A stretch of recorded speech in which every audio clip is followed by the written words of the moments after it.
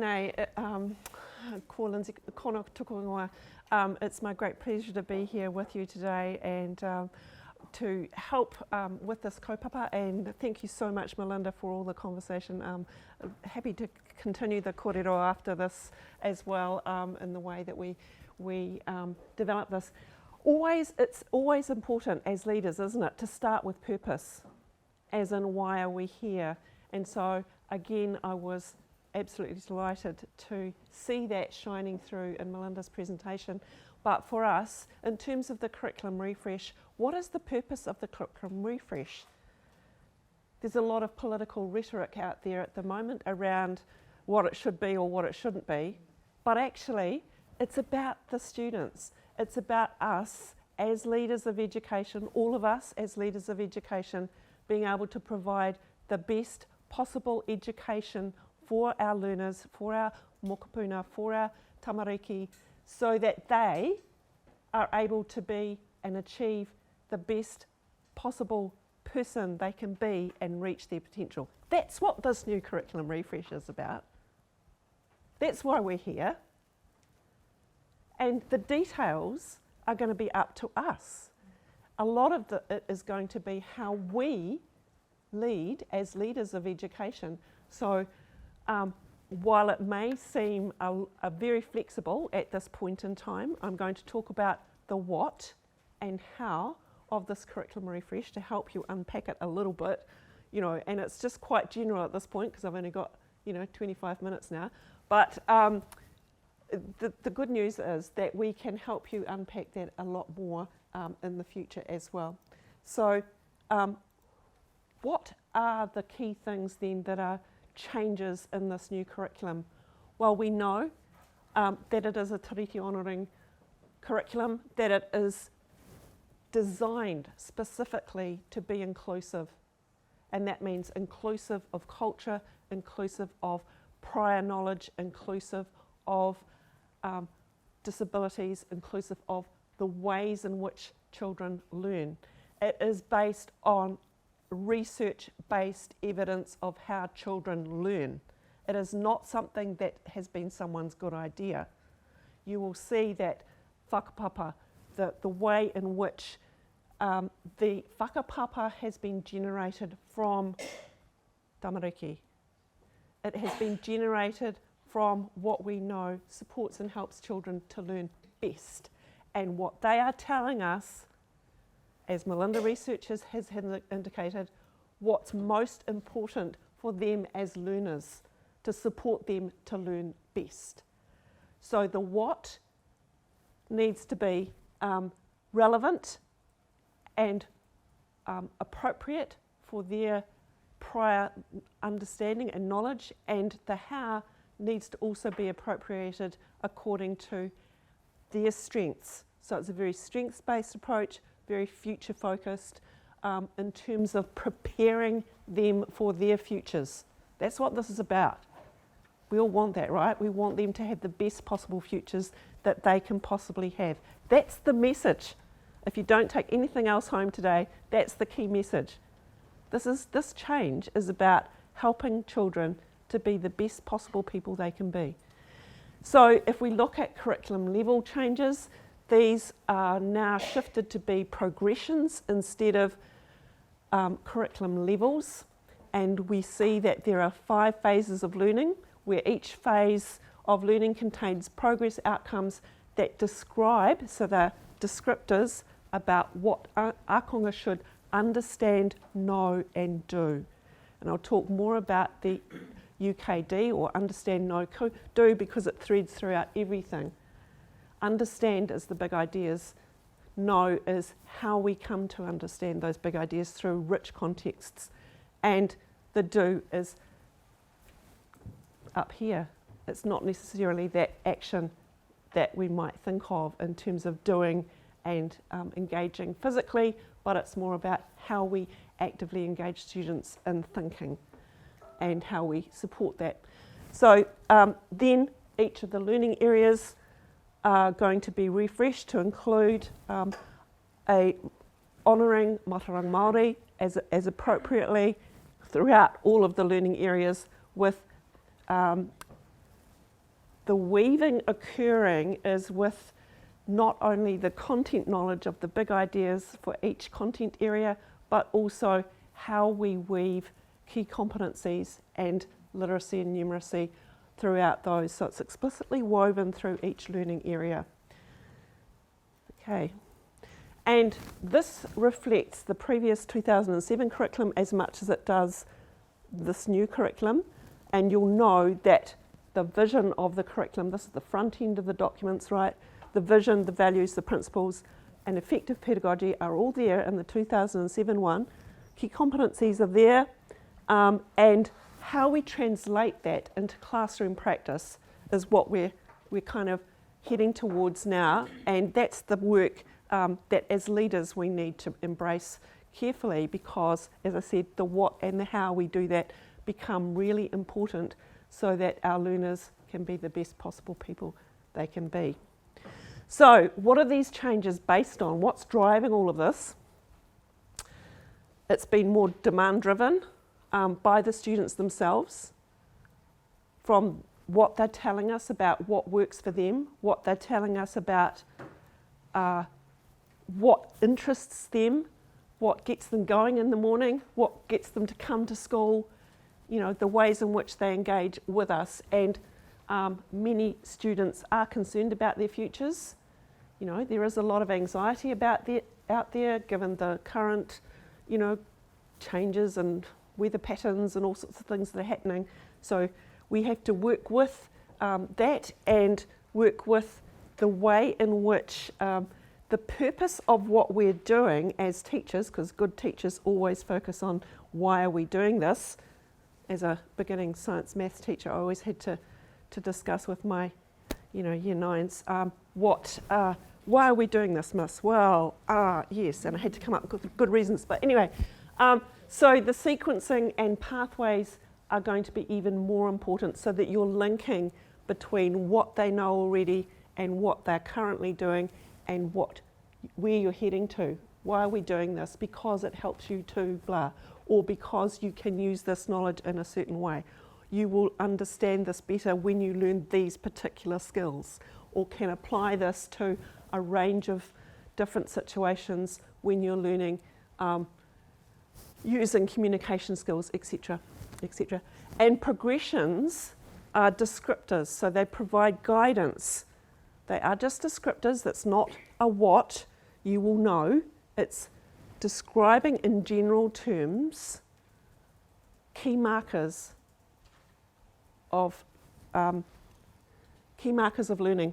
So again, authenticity and relevance means what is meaningful to them, and how are you helping them to make meaning of what you're doing with them. Why is this activity important? And I'll show you some examples later.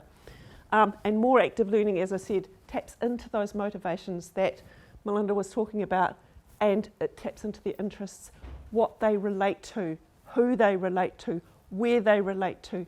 Place and people become really, really important in this refreshed look at how we design curriculum in the future. And we should be providing students with opportunities to be creators of knowledge, to be helping and contributing to that future world that they will be living in. This is one of my passions because I have a background in STEM. And just as there are many different ways of weaving materials, there are also different ways of weaving curriculum. So we can have a whole continuum from just using discrete knowledge packages, as you will, through using a whole integrated approach where you're weaving multiple components, or through to where you've got completely student negotiated tasks and outcomes. It's a whole continuum, and we've got schools doing all of those at the moment throughout Aotearoa New Zealand. There's a very unique curriculum for the world, but it is based, as I said, on evidence-based practice of what will work. And what we do know is that when there is high relevance, students will learn more effectively and engage. So again, the understand, know, do, I won't go into that in too much detail, but the weaving has to also include and tap into their prior knowledge. And I think that's one of the key focus areas. We've had this for ages, you know, good teachers do that well anyway, but this has more emphasis on that. It's more focused on what do they know already? How do I know what they know already? You need to ask them, you know, and find out, whatever way that makes sense. What is the importance of place in your local environment? That's why it's called a localised curriculum, because it's what's important here in this particular school, in this particular community. And the way to do that is to connect with whānau and community and iwi through the ways in which the local stories and the narratives can support what you're trying to do here, whether it be in science or maths or art or in technology. What are the changes that have happened, and how did then we build in those key competencies?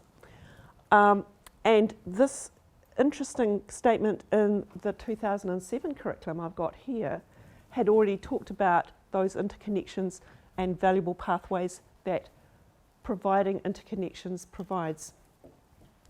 So we will still have these same learning areas, and the understand, know, do weaves across, as I said before, and Mataranga Māori is infused and extended throughout all of these. I'm skipping through my slides quite quickly. So that's the what, the previous slide. This one is the how. It's more pedagogical focus. So this how refers to what do we do as leaders of learning? What do we do as teachers and leaders in schools who are leading teachers or in other places? So the focus on matai hika, work together with ākonga, their mana whenua and local communities, means again tapping into those motivations, tapping into the interests that they have. You know, making sure that you're aware of what gets them going.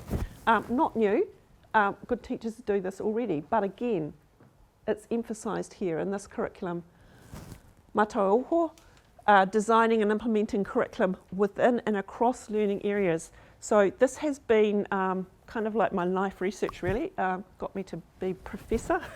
Melinda will understand what that means. But in my latest book, I talk about using what we call hybrid rubrics, where you design the content outcome descriptors alongside the skill descriptors at the same time. So you're looking at the ways in which you might design activities and assessments so that you can have that weaving occurring simultaneously. And that's, I think, what we'll see more of, or I would hope we would see more of in the future. So it means you put boundaries on those ways in which you weave components. So it doesn't mean anything goes. It means you might just pull two learning areas together and weave two learning areas together, as you've done probably before. You also include literacy and numeracy outcomes as part of the weaving. And using processes like inquiry and problem solving really helps with that, because of course it's much easier to weave in key capabilities and skills when you've got inquiry, learning happening and problem solving happening that are a little bit more open-ended than a prescribed outcome. And at the very end, at the very other end of the continuum, as I talked about before, and Russell Bishop and Mary Berriman's work in 2009 highlighted the fact that when children have choice in what they do, they have some layer of negotiation in the outcomes and the ways in which they might demonstrate those outcomes. They're more likely to engage, they're more likely to be motivated. All right, these things we would think of as being part of good teaching, but essentially allowing some student agency. How much say have they got in what you're doing? How much say and choice have they got in how they present and demonstrate those outcomes to you? I'll talk about that in a minute. And then progressions are assessed through the new buzzwords are noticing, recognising and responding. So these are coming through the new literacy and comms strategy as well as the math strategy, and using multiple ways to assess those progressions using descriptors. So a little bit different. So while I'm thinking about I was going to allow you time to do this, but I won't now. But I think these are really good questions to ask. What does this imply for us? What do we need to do as leaders of whatever sphere of influence you have at the moment? You know, what does this mean for us as educators? And we can discuss that later in the break. So sorry, you don't get time to do that now. And we have our lovely Kim in this photo, one of our facilitators, because as school leaders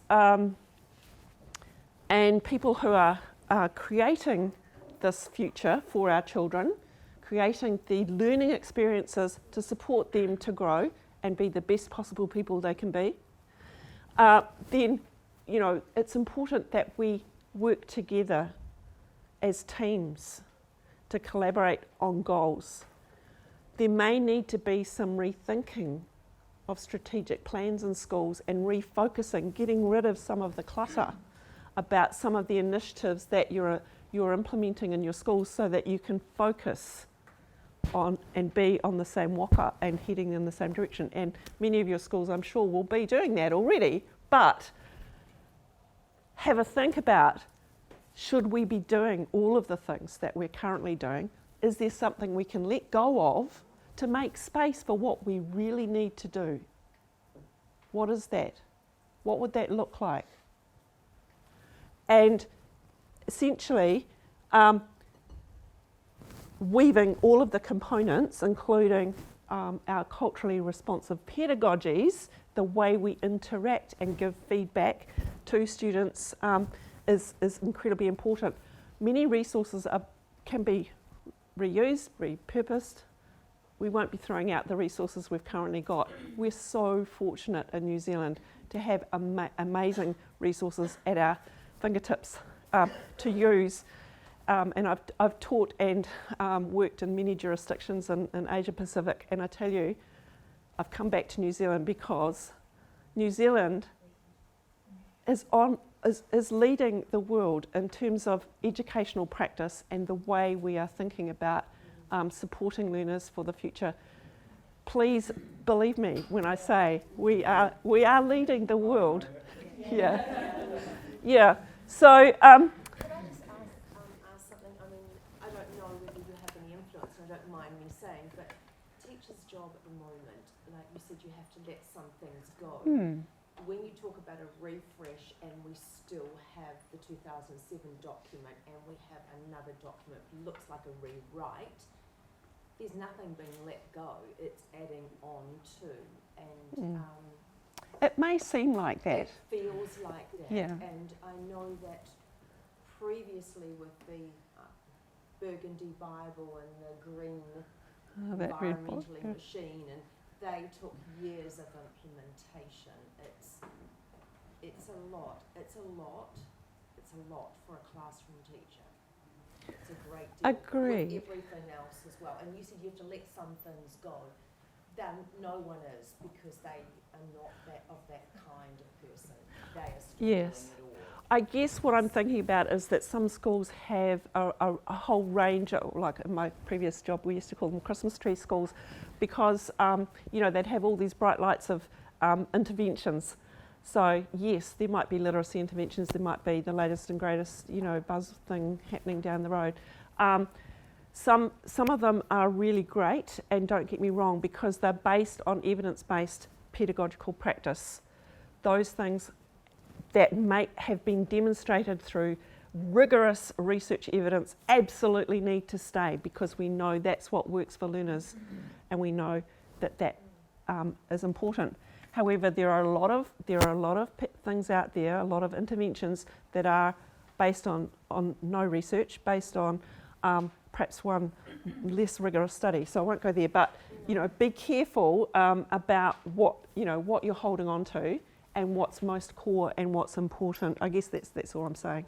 And when we look at things like this, I was absolutely delighted to see this diagram come through in the Literacy and Comms Math Strategy released a couple of weeks ago, because what this does, it helps us unpick the kind of areas. It doesn't give detail, right? It's still very high level, but it gives the kind of things that are common in the concentric circles in the inside.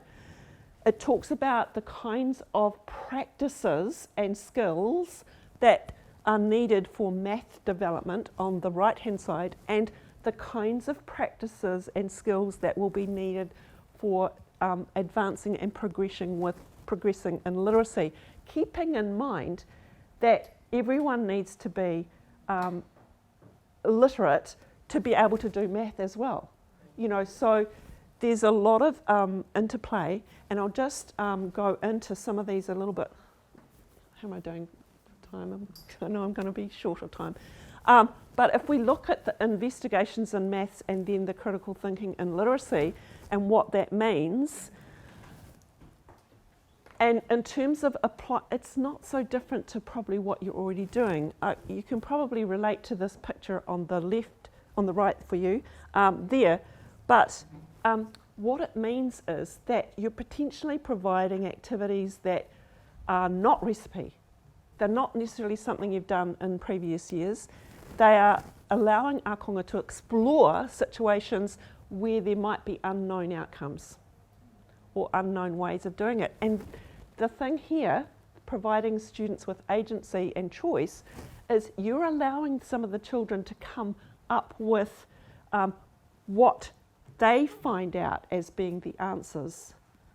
So you may not know the answers because it may not be there, but or teachers, kaiako, might lead it, or you might have ways of building in statistical inquiry and mathematical modelling as part of what you do. And that we would expect children to be able to learn how to represent things using multiple representations. So absolutely part of what we have done for quite some time, but really, really, really important in this new framework. Then active learning, as I said before, active learning is more about what's going on up here rather than the physical, but it taps into future focused approaches as well, where we might be looking more at developing critical creative thinking, evaluative thinking, the ways in which we support children to be metacognitive. So that's also been a bit of a research area for me, of how we scaffold and build guides and give feedback along the way and seek feedback from children about their processes of learning to help them proceed and to help them make those progressions. So it's a reciprocal. I need to know from you as a learner where you're at and what you're thinking about your learning, and how are you planning and monitoring to do this similar activity next time to be better at it. So you're giving them the agency. And one of the key things from my own PhD research was finding that some of the teachers didn't give children the agency. They kept jumping in and telling them what to do rather than asking them the questions. So it's stepping back. It's like being more of a coach than a teller or a sage on the stage. With that too, and in line with assessment, I went to some local schools and sort of thought, what are they doing currently? How is it similar or different to what we need to do in the future? And I spoke to some year 1 and 2 teachers at a local school, and I said, so what resources are you using to build in Mataranga Māori into science? Well, we do this lovely card matching activity, and we teach the students how to learn Māori names, and it's pattern seeking, and it's all the rest of it. And I said, that's really good. So what outcomes are you focused on? Not sure. Okay, so often we have these amazing or wonderful resources and activities, and we do them because we've done them before and the kids like doing them and it's very good. And I call that doing the doing. You know, for what purpose? What was the purpose behind that? Why did you do that particular thing? How did you make the purpose clear to children? And when I looked at how they were assessing this similar unit on birds, and the teacher was great, very proud, and I think these are great, don't get me wrong, but this is a year 1 and 2 class showing me how they published the work in which the children had chosen what birds they wanted to study. They looked at the birds, they went to the local park, not that they saw kiwis there, but they, you know,